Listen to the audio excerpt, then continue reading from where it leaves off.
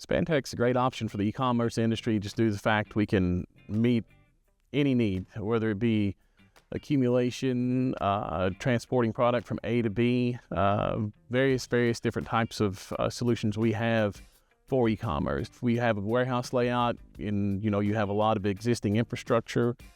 We have more capability than others to get product from point A to point B, whether it's elevation change or making sharp turns. We can certainly design our product to meet your needs. I'm currently working on a job where an empty box will exit a machine and onto a Spantech conveyor. While on our conveyor, the box's lid will be closed and then the box will rotate 90 degrees.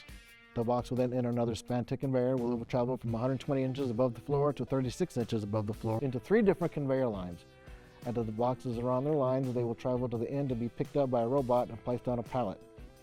The pallets will then be moved by a pallet jack and pass through a portion of the conveyor that can be swung open like a fence gate to pass through.